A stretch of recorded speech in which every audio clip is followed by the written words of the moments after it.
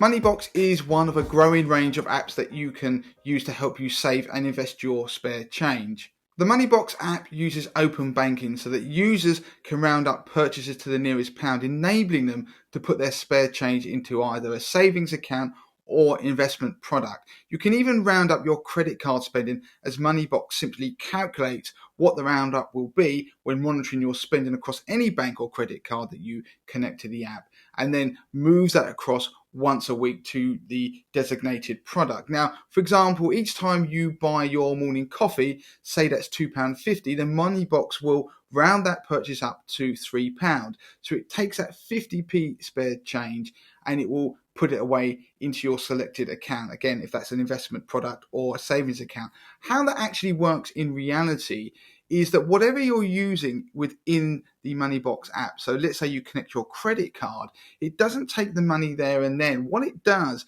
in a read-only process, it calculates over the course of a week how much you've spent and therefore the spare change. So in our example, that 50p, it will do that multiple times through the week, calculate how much should be moved across to your Moneybox savings account or investment product, and then via direct debit once a week, it takes the money out of your current account. So you have to designate a current account to be associated with the Moneybox app, and it takes the money out of that current account once a week and then moves it into the desired savings account or investment product. So that means even if you're just using your credit card and letting Moneybox track that spending, you still have to have a current account with the money in there that's going to be moved across into that savings product.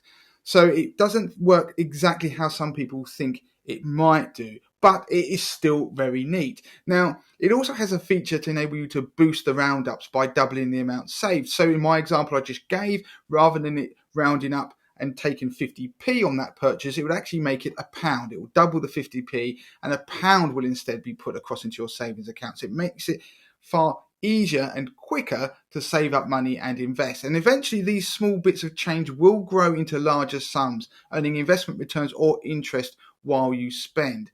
If you decide that you want to use Moneybox to invest that spare change, then Moneybox offers a range of accounts that you can use, including the Stocks and Shares ISA, a general investment account, and a Stocks and Shares Lifetime ISA. But it also offers a junior ISA or even a socially responsible investment account. Now, all of which are subject to the £1 a month subscription fee, plus on top of that a 0.45% annual platform charge. And there are obviously further fund management costs to be paid as well. So they are the cost of the funds that you invest in. Now that £1 fee works out to be quite expensive, which I'll explain later in the video.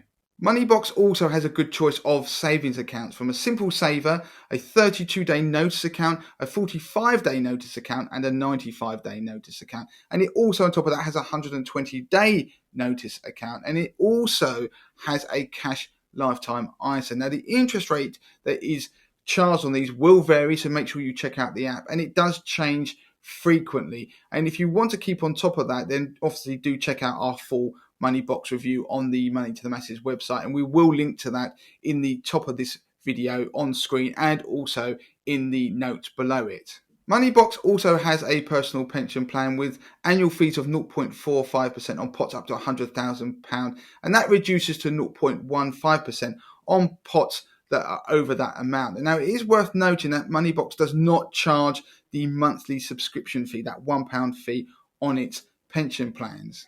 Moneybox now also offers users mortgage advice via the app, which gives them access to deals from over 90 lenders. Now, mortgage applications can be completed within the Moneybox app, and the service is free to all Moneybox users. Moneybox has a number of useful tools and calculators, such as a house deposit calculator and an ISA time machine that gives you an idea of what your ISA could be worth in the future. Moneybox is regulated by the Financial Conduct Authority, and users are protected by the Financial Services Compensation Scheme for all money saved or invested in Moneybox up to a maximum of £85,000.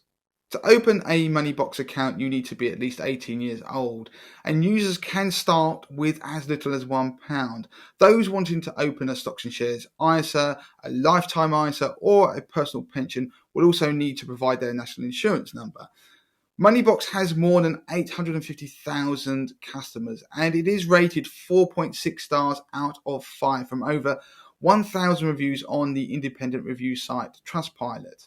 76% of those rated the app as excellent, citing how easy it was to set up and use and how it's been a great introduction to saving and investing.